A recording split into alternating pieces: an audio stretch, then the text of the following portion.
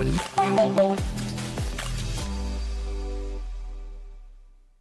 everyone. We are so excited to bring you to our June spotlight. This is going to be a story you want to sit down, buckle up, because it's so amazing. And honestly, it's so inspiring at the same time. You're really going to learn a lot and be able to take a lot away with you all within the same episode. So before we get in, my name is Taishita. I am known as a signature global experience architect, which I really help people get outside of the digital space to get more in-person experiences by retreat building so that you can connect with your audience as well as your clientele to bring long-lasting intentional experiences. And on to you, Star. Thank you, Ty. And hi, I'm Star Dixon, founder of Mitsu's, a space designed for collectors to discover original, story-driven pieces by emerging artists and studios. It's really about helping people find pieces they can connect with and also helping them build collections that feel more like them. So some voices aren't just part of the conversation, they're actually helping shape the future of it. Today, we're joined by Karen Colbert, internationally recognized educator, data scientist, and award-winning speaker whose work sits at the intersection of education, culture, and emerging technology. From advancing AI and computational literacy for BIPOC adult re-entry learners to influencing national conversations on equity and innovation, Karen is known for ensuring that progress doesn't leave people behind. Karen, welcome. The floor is yours. Thank you so much for having me. This is so exciting. My TED Talk, which was something that was kind of like, we knew it was going to happen. And that journey in and of itself was like, okay. So when that came out, I feel like that was kind of like, now I have found a platform that I can find my people. I've been doing keynote speaking all over the world for the last year, probably the last 2 years. And I think the hardest part for me was not just finding my voice, but figuring out how do I find the people who need to hear what I have to say. So I was encouraged to, you know what? You probably need to apply for a TED Talk because a lot of the things that you are saying are going to resonate with not just people in your, close knit community, but people all over the world. And so I did that. And the one thing that I've been so surprised about is that, yes, when you give a TED Talk, you are told you need to stay in your lane. You can't talk about everything all over the place. And also, you need to make sure that what you're saying is going to be something that can help people. And as an educator, I'm always focused on that, right? Like, what is it that I want to do that can help people? So, what I really loved about the TEDx experience is that it put me in a community where I not only found my people, but now people have a platform where they can actually respond in real time and say, hey, I know exactly what you're talking about. Or, hey, I had no idea that something like that could impact my day to day life. So, the work that I do, I'm a data scientist and I'm an educator and I'm a mom of 9. And I homeschooled for about a decade before my older children kind of went into the world of higher education themselves. And I think one of the hardest things for me, especially as a parent, right, that homeschooled, because when you homeschool, I didn't homeschool because I know everything. So let me make that very clear. Like, yeah, I have an engineering degree, I have a data science degree, but I did not homeschool my kids because I knew everything. I homeschooled them because I knew even back then that the needs that they would have in education, the needs that they would have in the community would be so nuanced. And I wanted to make sure that I was able to provide them resources so that their needs are met. Now I have 9 kids, but I don't have like 9 identical kids. And so that was something really challenging for me, was to, one, cognitively not treat them all the same, right? I have boys, I have girls, some kids that are naturally outgoing, like to be outside and like to do what we call people. They like to people. And then I have other kids that don't like to people so much, or that peopling, they can do it for a little while, but then peopling is like, okay, now I need to, right, paying attention to the type of person that they are. And I remember thinking that as they got older, as I got older, because, I evolve as a parent and I'm evolving as a professional, trying to understand that the needs that I had back then are evolving. And also, there's certain things in the world that aren't changing that fast.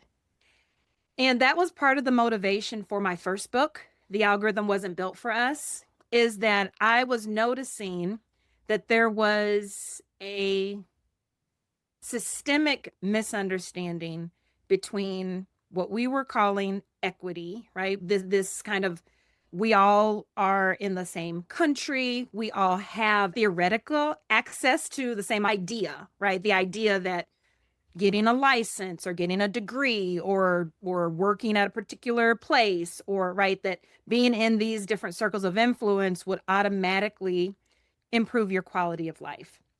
And at the same time, we have this new space called artificial intelligence, right? Not just technology, right? Not just the information era, but this other system that was kind of packed on top of this existing system. And I think a lot of people, even now, have a huge misunderstanding about the fact that, yes, it exists. And also, it does not negate all of the issues that we've had in the past. It only amplifies them because we're not doing anything to fix it. So when I wrote the first book, The Algorithm Wasn't Built for Us, I wrote it as a manifesto because, yes, I am a married mom of 9 and I live in a rural community. And I think that a lot of things in my life have been pretty fascinating and nuanced. But I also felt like there are a lot of parts of my story that people would resonate with. The expectation that you are an employee, that, you're a mom and moms are supposed to behave like this, and you're an engineer and engineers are supposed to speak like this, and you're a data scientist and you're expected, right? All of these expectations about who you are, how you're supposed to show up, were kind of prefaced in this perfect vacuum. And then one of my 9 children was diagnosed with cancer. And that journey of trying to get him the support that he needed while living in a rural community, having 8 children who don't have cancer, and trying to figure out how do we wake up the next day and just take the next step forward. And what that was like for me as a person who was trying to just keep it all together and not make it seem like it was all right, but make it seem like this is something that people do. Like, there's nothing wrong with us. This is something that people do. And also, there has to be a way to figure this out. There was no guidebook for how to do that. And I know a lot of people, when we first started that journey with our son, a lot of people had a lot of opinions about, what we should be doing and how they would do it if they were us, and what they would, I would never do that. And at the same time, I had to remember that, yeah, you probably wouldn't do what I'm doing. And also, you're not going to have the same results that I have. And I had to stand on that. And that was really, really hard. And so I wrote the book as kind of like a cathartic, like, you're going to be put in this situation. Maybe you're not writing childhood cancer, but you're going to be put in this situation where the system you are in has these very distinct expectations that are not realistic, because I'm not a machine. Like, I am very human. I hurt. I have feelings. I have emotions. I need rest. And I also, in addition to living the human experience, I have to get up every day and I want to engage with my kids, with my husband, with my community, right? I want to leave the house and have some joy and not have like a fake, smile plastered. And sometimes I do want to be allowed to take the time that I need. And I do want to be allowed to take on other projects that I feel like are fulfilling to me. And so the book for me was like that release of like, hey, you might be in the thick of it. You don't have to wait till it's all over to get support and to tell your story. And so that was kind of like, wow, I wrote it, I put it out there for the world, and I realized there were so many people, professionals, parents, people that weren't parents and professionals at the same time, they were like, yes, a lot of the things that you were saying, even men. I think that was like the part that was like, I figured out how to tell that story in a way that really connected with the human lived experience in this world where the expectation of AI and automated systems are that, well, you're human, so you should just be able to jump onto these automated systems and just keep existing and, as long as nobody else is inconvenienced, you should, keep going. And I think the narrative that I put in that book really spoke to the fact that we weren't taught how to do that. We were just expected to, since these systems exist, you're supposed to just grab onto them and they're supposed to keep everything going, but not anything apart about the humanity of it. So that was kind of like the part one, that misunderstanding that happened. And I wrote the book kind of out of the inspiration of that. And then as time went on, I was also noticing that, okay, everybody's aware. Like, I've yet to have, I sold hundreds of books.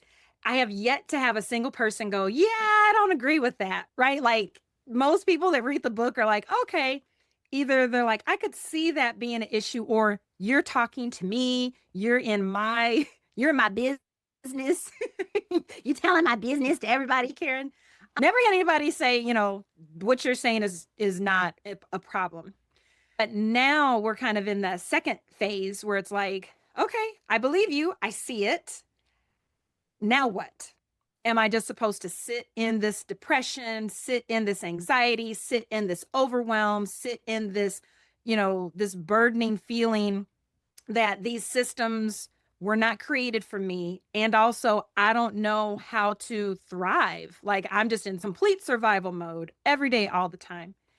And so I thought, well, no, you don't have to. I mean, yes, this is the world, but you don't have to take it like, as this. You can also decide that I acknowledge that this is what is happening. And also, there are lots of things that I have control over. And that's where my second book came, which is The Science of Doing It All Without Losing Your Mind. Because I felt like that was me, right? This was like, okay, you have this very, very serious circumstance going on in your life, and you're getting up and going to work. You're getting up and you're helping kids with homework. You're going to the grocery store. You're cooking dinner. Like, you're just like, those things matter. And they did. All of those things mattered, right? We would sleep in. We would sign up for swim lessons, right? I was going to conferences and presenting and networking, right? Like, my world still went on. I went to Paris. I remember he was first diagnosed a couple of years ago, and we were in remission. And then right before Paris, the doctors had seen, he was complaining about a different part of his body. And that was hard because I had already been asked to come to Paris to speak, and I was completely committed to that. And then, my son was complaining about some discomfort in his arm, and we went and got it checked out. And of course, now it went from his leg to in his arm. And even at that time, I had to make a decision. Do you just drop everything, cancel everything, and just stay? Or do you do exactly what you know to do? And at that time, we did exactly what we knew how to do. We were in the middle of getting scans. We were waiting for results. We were working with the different teams all over the country to decide what we wanted to do. And, I sat down with my kids and my husband and I said, hey, I still have this. What do you all think? And my son was like, you're going to Paris. Like, you're going, mommy. You're going, you're going to go and do that. And I think I knew in the back of my mind, but a part of me was like, well, but should I? And, would somebody else? And I guarantee you there's probably 50% of the people would be like, if that was going on for me, I would never do that. Like, I would totally do XYZ. And, I got on the stage and I did the best that I could to deliver. And I think in my mind, I was like, oh, I didn't do a good job. Or, like, I'm just thinking about all the things that I could have did better or could have said better or whatever if those things weren't going on for me. But I'm like, no, this is me showing up in the lived experience in real time. Like, I could totally have waited, wait 2, 3 years after everything is all done, whatever that means for me and my family, after everything settles, which I don't know that it ever will. Right. But, how people kind of like wait till the circumstance is all over and then come back and they talk about these things. But it was really important to me that people know, like, this is how you show up. This is how you show up, that a lot of us don't have the luxury to hide in a cave, when everything is hitting the fan, and you're not always going to have people who understand what you're doing or that are going to support what you're doing, but you will have people who need what you have. And I think that is something that I've tried to instill in my children, in myself, when I'm thinking about why am I doing what I'm doing, because a part of my legacy is going to be allowing people to watch me in real time. Yes, of course, there's things that go on behind the scenes, and then you get your product ready and then you present your best work. But also, there is something to the humanity of, we're building it in real time, and this is the messy middle. And I don't think a lot of people get to see that. And I don't think that, in this era of systems, we don't have a lot of support on what that looks like. And so now I was able to put it in written form. And so now we're in the middle of launching the membership, where in addition to having the journal, The Science of Doing It All Without Losing Your Mind, you can see the systems in real time and work, alongside with me as I'm working through and showing you, how do I make decisions in real time? How do I create productive systems that don't make me feel like I'm a machine, but they allow me to implement things so that I can reach my goals, so that my bills are being paid, I'm taking care of my mental health, I'm engaging with my family, like all of the things that you are wanting to do anyway still get done, and you're still allowed to have that human experience. So, those are some of the things that kind of inspire the work. And as I go around the world, still speaking and engaging, these are some of the things that I just feel honored to do. That, I get to speak on stages to busy, overwhelmed professionals, to CEOs, to professors, to small business entrepreneurs, authors, other keynote speakers. I mean, I think in the audiences that I've been in, I've pretty much had the opportunity to see all kinds of people older than me, people younger than me. And the one thing that's been so fascinating is, in this era of people having goals, like high performing goals, they also want to know, what does real productivity look like? If you're saying that I'm allowed to be human, I'm allowed to make mistakes, I'm allowed to have feelings, like what? You are not allowed to have feelings. I have to be, perfect, polished, all the time. What does that even look like? And so those are some of the conversations that I've had the honor, really, to have with my audience. And I'm tickled pink that I found a place where I can speak those quiet things out loud. And, I let the world judge me, right? I let the world judge me so that people like me can get the help that they need. That was Yes. awesome. Thank you. Thank you so much for sharing all of that. And also, just, it's funny because as you were referencing the cave before, I really did think of the allegory of the cave, in that, like, you find information out there and you're kind of like, okay, wait, let me see what's beyond what I know, going out there and coming back to teach. So I thought that that was really cool little tie-in. But from your journey, I get that most of it involved trusting your instincts, from doing the TEDx talk, knowing what you wanted to do with your family, as opposed to listening to other voices of people who were not in your situation, offering, like advice, whether solicited or not, or writing a book. So my question for you is, what advice would you give to someone who is looking to get on the journey of trusting themselves? Yeah. First of all, one thing that I will do is voice notes. I think we keep a lot of thoughts in our head. And if you're not a person who is eloquent in journaling, voice notes, a daily practice of getting those thoughts out, because sometimes you have thoughts and you don't have any evidence of those thoughts, right? These are just thoughts that you have been practicing for a long time. And sometimes those thoughts have some semblance of, reality, but a lot of times we're just talking to ourselves in circles. And so getting into a practice where you can get those thoughts out of your head and into something else.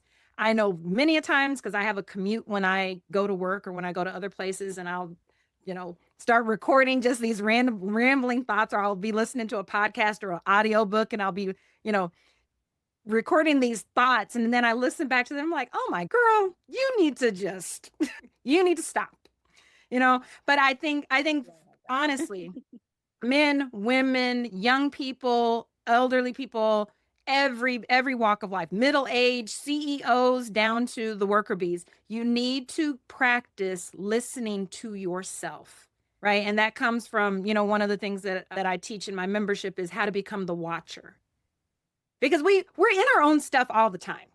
Right. Like I always think nobody cares about this or everybody knows this because you're in your stuff all the time. You don't know that. So one of the best things that we can give you the momentum to keep moving is learn how to become the watcher. Like learn how to sit over there and watch yourself throw a fit, right? Watch yourself talk yourself out of it. Watch yourself prefer to go lay down and take a nap because you're so overwhelmed. You don't know what to do. So you don't do anything. Learn to watch yourself or listen to yourself, get those thoughts out or say those thoughts out loud into a voice note and listen to it back without judgment. Just learn to watch it. Right. Again, like the beginning is that awareness, because I think a lot of times we think things so much that we think it's real and we make everything true until we really have a chance to learn how to take those thoughts out and really assess which thoughts are true or which thoughts are just I'm trying to keep myself safe. And even though this is not ideal, I think I would rather do the thing that I know as opposed to doing the new thing that can be scary and uncomfortable. Yeah. No. I actually really kind of like resonate with that because sometimes, again, it's like you said, sometimes you're so much in what you do where you're just like, oh, no one cares. But then when you tell somebody else, they're like, wait, what? Like, oh my God, like what? Like it's like it's crazy how it happens. But again, we're so busy, like our stuff, we just know it. But other people, they're like, wait, how did you wait?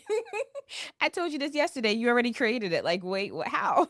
Yeah, or like discounting things that you're doing in your life that are really fantastic things, but you're just like, oh, everybody does not know how to do that. No, that really is a big deal. Yeah, you do need to step back and celebrate that. It's okay to make that a big deal for you because you've done some hard things that maybe 2 years ago or 2 weeks ago would have been impossible. And you need to take a minute and celebrate that. Embracing the small steps, even if it looks like it's small to you, because it's definitely always going to be a motivator for somebody else. Like it's just finding exactly who it is. Yeah, and small. There's one unit in the book of The Science of Doing It All Without Losing Your Mind that talks about 1%. There's a rule. So I teach math to adult reentry learners that, like, for the most part, most of us had some kind of a negative experience in our past, whether it's in the K through 12 or higher ed or wherever. And the theory is, that graphs can move in a straight line, and like they can keep moving, increasing a little bit. Or you can have graphs that move exponentially, meaning they start small and then they like shoot up really fast towards the end. And we think a lot about like investing money, like, oh, I want this 6% investment and, you keep, compound interest, da, da, da, da. But even in your day-to-day life, that 1% rule has a very, very similar graph where as long as you are improving 1% on what you did the day before, after several consecutive days, your improvement is so much farther than if you just repeated the same thing over and over again. Because 1 multiplied by anything is just itself, right? So doing the same thing over and over again is going to get you the same result. But that 1% actually will compound over time to where even a week from now, you won't be recognizable to where you were. So I love that 1% rule because it kind of takes the pressure off, like, okay, today I'm going to eat, I'm going to change my diet. I'm going to, wake up at 4 a.m. I'm going to, like you pile on all of these expectations because we're taught to kind of think about who we want to be. And then, well, who I am this year, I mean, if I had told myself this last year, I would have been over. I just would have laid down and took a nap. When I think about like, oh my, she did what?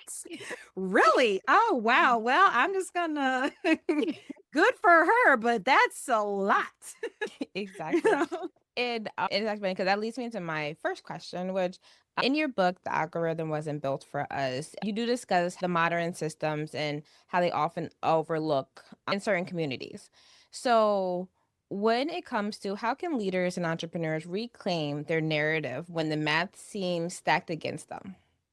Yeah. So I think, again, to me, the book is the beginning, right? So the book for you that are in leadership, especially those of you that are in leadership positions, it should be a starting point for those of us that are critiquing and grading people, right? And deciding, what does high performance look like?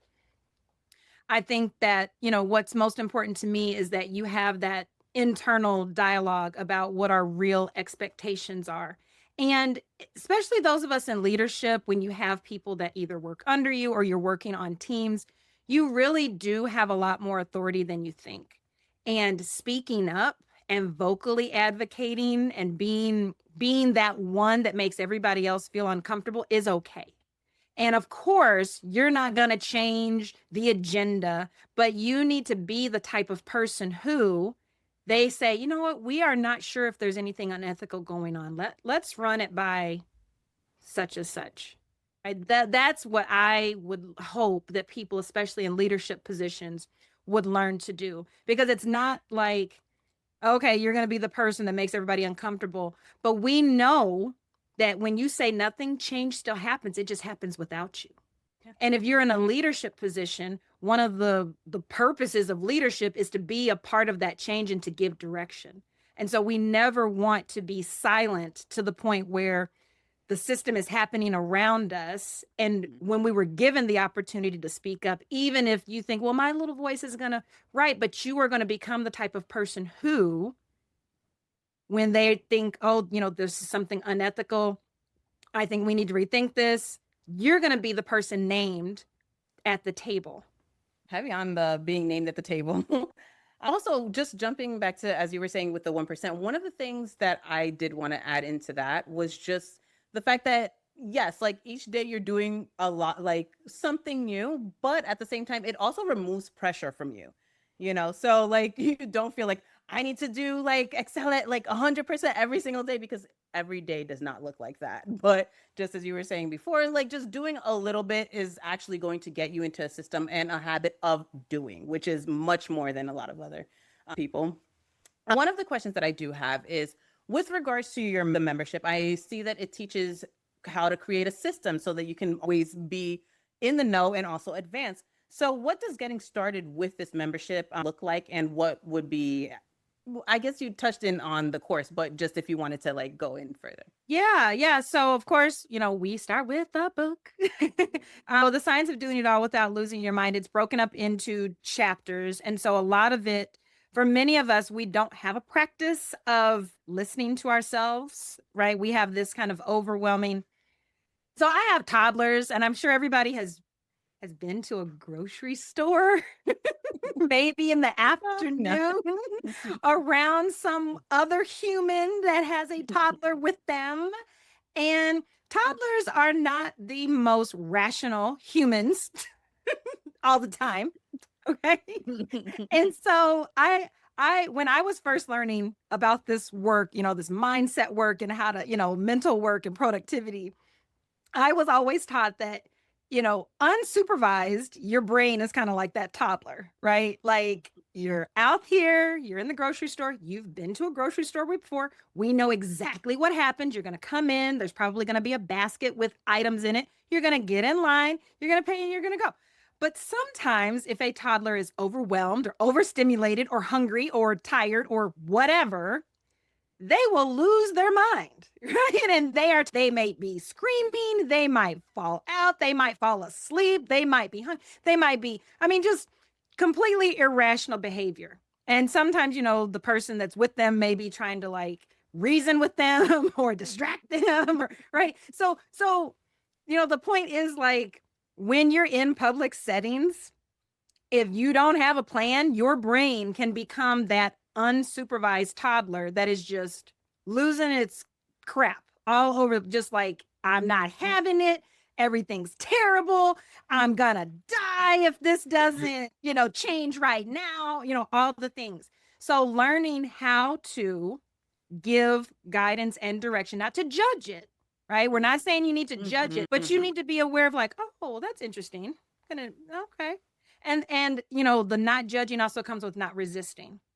Because I noticed that when we try to do new things, one of the things is, you know, you've never done it before, right? So like, I don't know how to do that. I've never done that before, right? I've never trained to go on a marathon. I've never, right, whatever it is, you know, this thing that you're, this big goal that you're wanting to do, or this new practice that you're trying to, you know, become the kind of person who all these things. I don't know how to do that. So you make up all these excuses, and you sometimes, what we do is kind of self-sabotage, which is like, well, I've never done that, I can't do that. And then you prove yourself right, right? Kind of like that toddler that's like, I'm so hungry, if I don't eat right now, I'm gonna die. So, you know, I might as well just die right now on the floor of the, you know, the grocery store screaming, and like, because this is just the worst feeling I've ever. And you're just like, really? Is it really the worst thing? Really? This is what we're doing right now?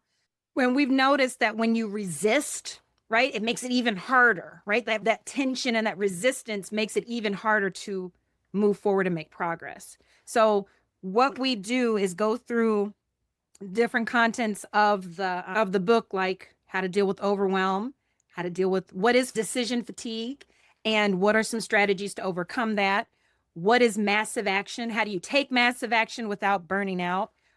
What is survival mode? Because I think a lot of us have been existing in it so much we think it's normal, right? And then you meet somebody that's kind of beyond that, and you're like, oh my God, they must be superhuman. Like, no, no, they have a toddler that is going crazy in their head, just like you do, but they have learned to not resist it. They just allow it, and they have practices and systems to handle that.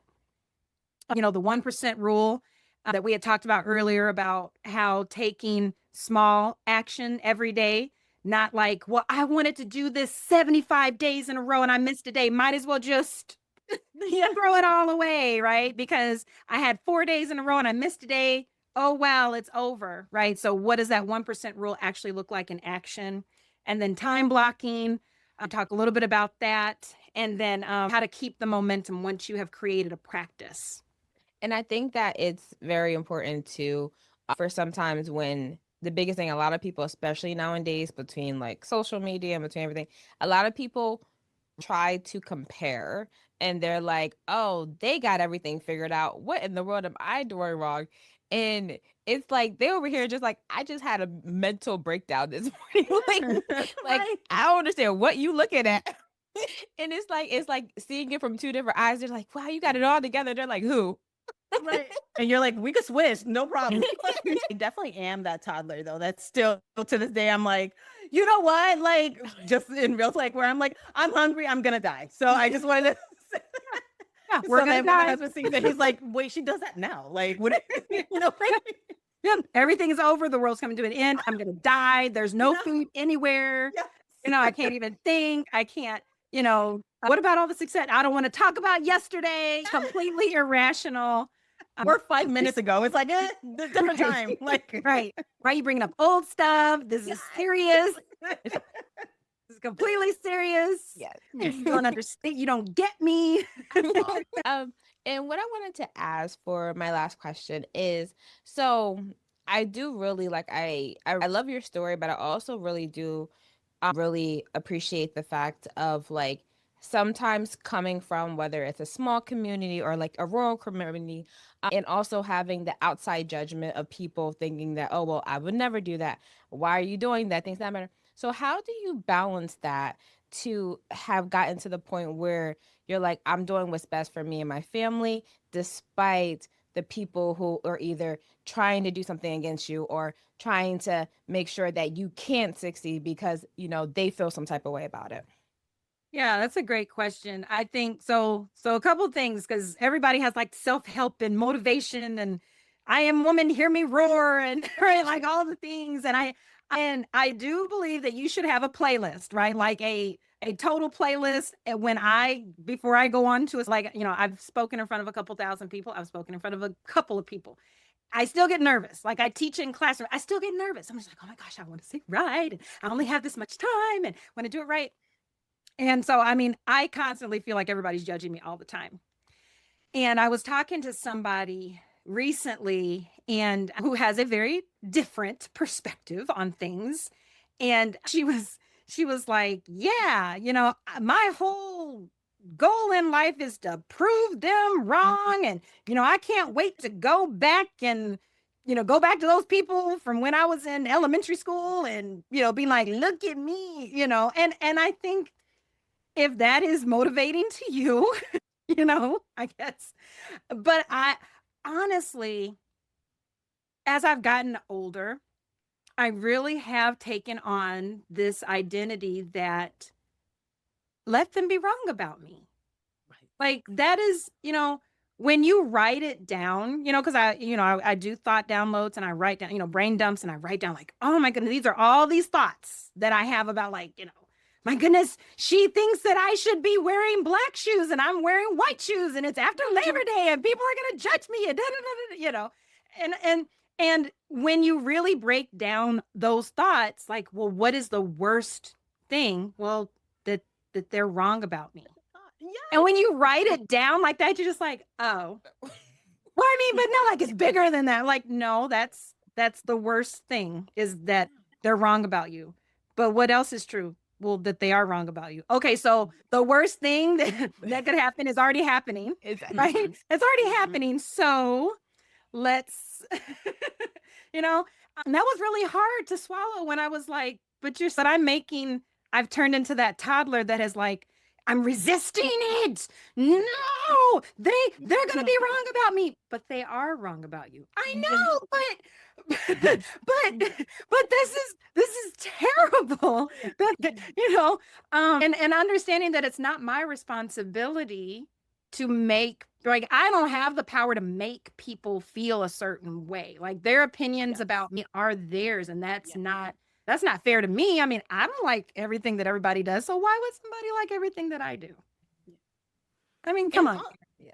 And also, I feel like the truth, like whichever way that it is, like it comes in, like will come out eventually anyway. So it's like chances are that person would, like, if they do have these kind of things in their mind, like it's kind of like, well, then you're going to just watch the fact that you were wrong to begin with. So it's like it works out either way. And also, I mean, reduces rent space too. yeah, I mean, it really does. I think a lot of us want to control other people, right? I think especially as women, I will say, as women, we really do still have a society that we are celebrated when we take other people's feelings, right, into account. Like it's like, oh, you made the good decision, right? Because what you did, you were trying to do that so that they would feel better, as opposed to my motivation. If I like giving gifts, I just want to give them because I want to give them. I think it's great that you enjoy it, but if I don't really enjoy giving gifts, I'm not going to go out of my way to just give you, you know what I'm saying? Like those are some of the frameworks of even things like dating and finding friends that we're not taught as well. Young people, I'm not just women, but I think young people aren't taught that. Like a lot of our societal norms are like, you want to be nice because you want to make the other person feel. And I'm like, but I don't really have the power to, make somebody feel. So if you like giving gifts because you like giving gifts, you should give it because you like giving gifts, not because giving you a gift is going to manipulate how you feel. Right? Because then that kind of puts us in this kind of weird, creepy state too, where you're not really being a good friend because you're only doing things to kind of manipulate the outcome. And I don't really like giving gifts. So now I'm doing something that I don't even really like to do. And then, right. And then people are going to reciprocate that because they're like, well, she's doing it. So obviously she's doing it because she likes it. So I'm going to reciprocate it. See what I'm saying? I think, learning how to read those intentions, but that they have to align with who you really are. And I don't believe that means you go around and you cuss people out and you say what's really, all this kind of like, well, she must mean you just go around and just tell people off. I'm like, no. Yeah. Right. I mean, I still believe that if you don't have anything, not necessarily like nice to say, but if you don't have anything constructive to say, then don't say it. Exactly. Yeah. I mean, you don't need to say that. And whatever it is going on with you that you're like, well, I wish that person knew that I think they're a terrible driver. Well, write that down and take it home. They don't, Right. That's great. Right? Like, I that's mean, a I'm sure they're not man. waiting for that text from you. Just so you know, last Thursday, I saw you were a terrible driver. Okay, well, Right. but seriously, like, you know, I can say this because I have told my kids this, that, I do have a lot of kids, and I have 6 boys and I have 3 girls. And as my kids started to get older, I mean, of course, when they're little, like, okay, you're going to be partnered with this one. We're going to walk across the street, you're going to hold hands and color coded and all those things.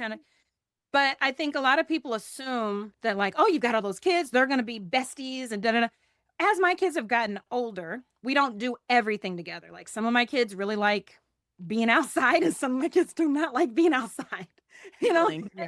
like they just don't. Yeah. And so you can't be like, well, everybody has to like the same thing, go. And you notice that as everybody gets older, myself included, as I've gotten older, my husband knows my preferences for, places I like to go and places he likes to go. And I don't make that a problem, that, like, ugh, he wants to Right. go on a walk on this cliff in the heat. Not, that's okay. Yeah. You know, when people think about what is the role of a sibling, a close friend, a family member, a cousin, a bestie, whatever that is, you have to remember that different people in your life definitely have different roles. And, like, yeah, he's my husband, but he doesn't have to be like my bestie. He doesn't have to, like, we gonna curl our hair and do, facials together. Like, he does not have to fulfill that role. Right now, if he wants to sit next to me while I soak my feet and do my skincare, that's great. But if he doesn't, that's okay too. And I had to explain that to my kids, that, like, yes, these are your siblings, but do not force them to be your everything. Yeah.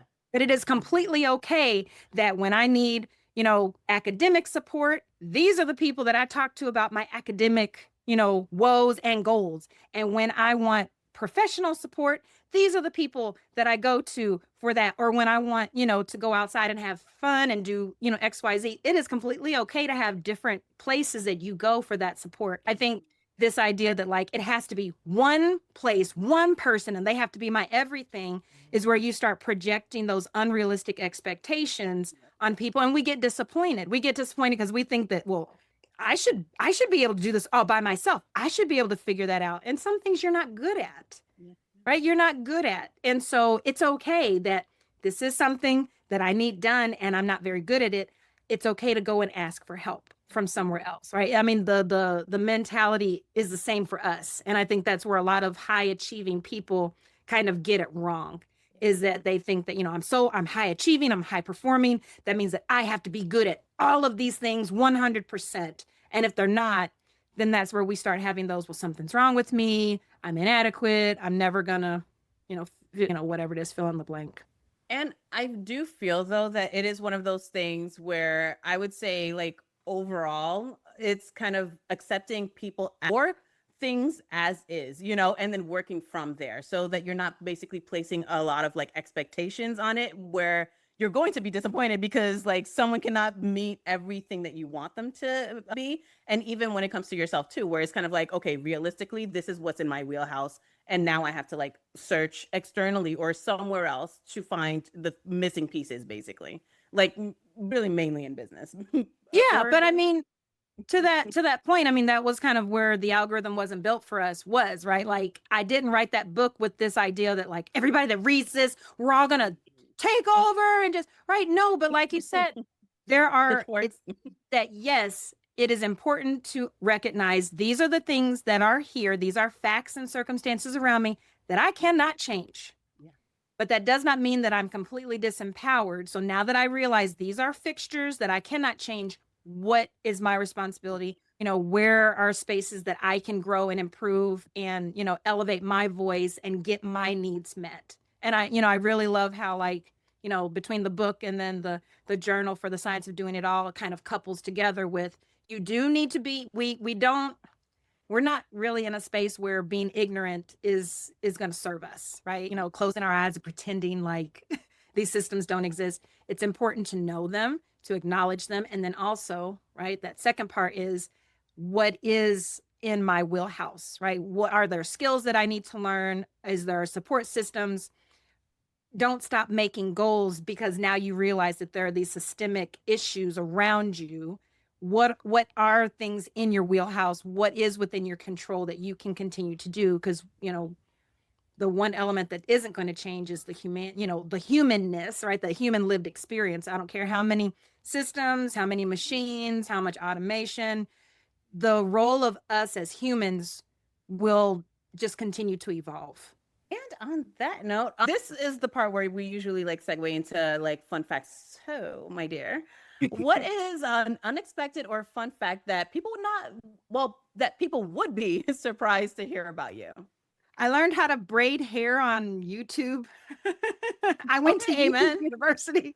Yeah. Back in the early 2000s. In the early 2000s, I grew up in a culture where like getting your hair done was something that somebody else did. It was very unusual for you to do your own hair. And so we had a family hairstylist that was the person that everybody went to, or that salon or whatever that everybody went to. And then in the early 2000s, especially, when we were in the rural community, and I was like, okay, what am I trying to do here? Because I'm not trying to drive hundreds of miles once a month or however often. So I started looking at blogs and vlogs, like blogs and vlogs back then, because, they didn't have they had YouTube, but it wasn't like it is now. And so I taught myself how to braid hair by, scrolling through all these different vlogs and blogs and watching Vimeo and YouTube University. And I got pretty good at it to where, not only was I doing my hair and my girl's hair, but if there were like major conferences that were like in Detroit, even people would be like, oh, can I have Karen do my hair? So, so that was something kind of fun that I kind of like did that. I will say this. I have told my kids I would like to be fired as the hairstylist. I would love to be, but I am always the backup, right? So it's not uncommon for, one of my kids to send me a picture and be like, hey, can I have this hairstyle? Like, okay, fine. Fine. If you can't find somebody else, I'll do it. But I would really, for the record, would love to be fired. But yeah, I'm pretty good at it. We even, I'll do their hair. I would even cut my boys' hair, I try now. I can't do all that fancy stuff. I can line it up, like I learned how to do what I could, but I definitely will take them to the professionals for all that, fancy fade, right? I can do a low taper fade, and I can line it up like it's gonna be very conservative because I have one guard, but whenever we would go places, especially with my girls, people, oh my goodness, I love their hair, and I'm like, oh, thank you. I'm like, see. Yeah, it's like that was me. Thank you. But they're complimenting them, Right. It's like, I'm right here. I was on the studying YouTube all night long to get the hairstyle right. Glad that they liked it. Yes. But I'm back here like, what they said? What they said? Oh, okay. Like, tell them it's me, but don't have them. Yeah, like I don't do that. But yay. Yeah. So before we conclude, we always love to give our guests the opportunity for their ask of our community, how they can connect, how they can follow, how they can support you in the best way possible. So what would be your ask of our audience for you?